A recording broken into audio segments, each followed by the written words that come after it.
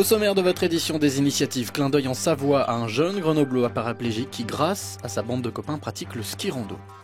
Coup de chapeau dans les Ardennes à une école de formation pour arbitres qui vient d'ouvrir ses portes à Sedan. Mais avant cela, poussons la porte du secours populaire de Guignon, où une opération de recyclage d'ordinateurs a été mise en place. Objectif, réduire la fracture numérique. C'est un pari un peu fou que se sont lancés ces bénévoles du club informatique de Guignon. En partenariat avec une grande entreprise de la ville, ils ont récupéré 600 ordinateurs et ceux qui fonctionnent encore sont réinitialisés. On installe un système d'exploitation qui est Windows XP, avec la licence du poste bien entendu. Et ensuite, on installe un logiciel libre qui est OpenOffice, qui comprend un traitement de texte, un tableur, un diaporama, des choses comme ça, quoi. Ils seront ensuite revendus entre 40 et 90 € via certaines associations caritatives qui seront des relais du club. Pouvoir mettre à disposition cet outil à leurs enfants, je crois que c'est une manière pour nous de contribuer à gommer certaines différences entre les élèves. Quant aux ordinateurs qui ne permettent plus de lutter contre la fracture numérique, leur sort est tout simple.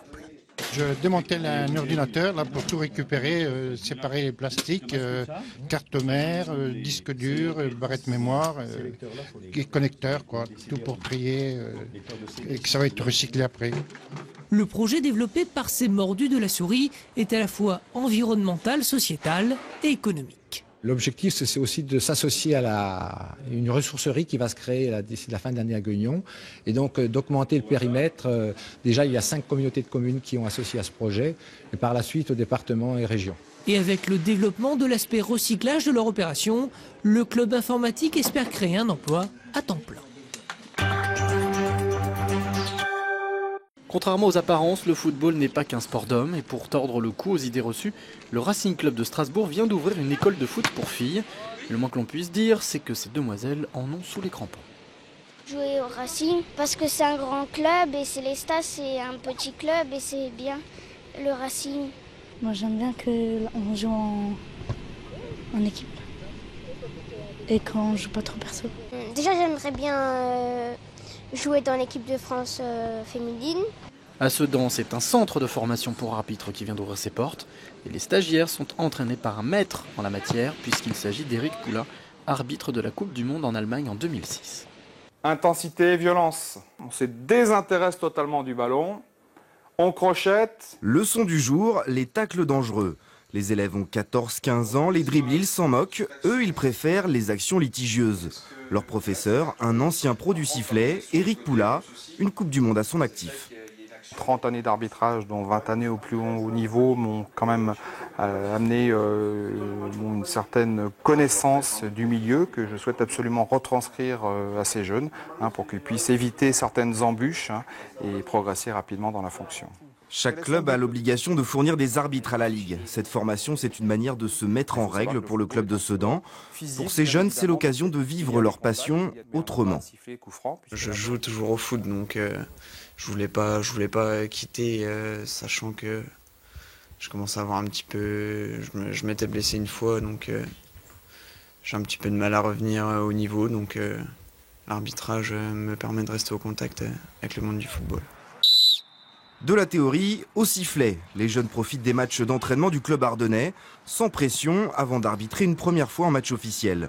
On révise les classiques, le lever de drapeau, le hors-jeu, les contacts. L'arbitre est bien au centre du jeu. L'arbitre est un sportif à part entière, Ce n'est pas un législateur, ce n'est pas un gendarme, c'est quelqu'un qui est là pour faciliter le jeu. Malheureusement, pendant trop longtemps, les formations d'arbitres ont été axées sur les aspects théoriques. On leur faisait ingurgiter les lois du jeu, mais je crois que le plus important, c'est l'adaptabilité au terrain. Donc ça passe par ce genre de travail. Aujourd'hui, ils sont 6 inscrits pour débuter. Éric Poula en espère une trentaine bientôt. De quoi inciter les clubs de Reims et de Troyes à suivre l'exemple. Parlons encore sport, mais cette fois quittons l'herbe pour la neige et allons à la rencontre de Nathanaël Schaffer. Ce jeune grenoblois est paraplégique depuis 8 ans. Mais grâce à une bande de copains fidèles, ce jeune sportif continue d'assouvir sa passion du ski de rando. Autour de Nathanaël, ils étaient 14. Des amis fidèles, mais aussi des curieux, désireux de vivre une première expérience de rando tracté. Le principe, sur un itinéraire classique de ski de rando, les copains se relaient pour tirer le jeune paraplégique, un peu comme le feraient des chiens de traîneau. Un travail de cordée qui complique l'ascension. Faut qu'à gauche vous soyez un petit peu légèrement plus en avant par rapport à droite. Hein. Mais sinon, moi je pars en travers. Nathanaël et son fauteuil pèsent une centaine de kilos.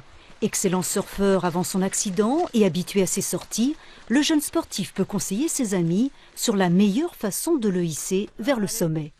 Allez, courage! Voilà. La montée, c'est quand même, dans le ski de rando, c'est quand même un moment important et qu'on apprécie.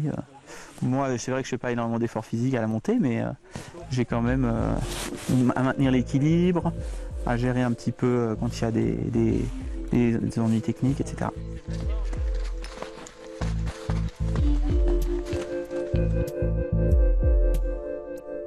C'est très technique, surtout sur des chemins comme celui-ci. Et puis je trouve que Nathanaël se débrouille très bien. Moi, ce que je recherche ici, c'est vraiment retrouver un petit peu l'esprit qu'on avait avec Nathanaël avant son accident, des sorties en montagne, dans un esprit un petit peu de cordée d'alpinisme. Ces sorties tous ensemble, valides et handicapés, Nathanaël les a imaginées avec son association Nathenco.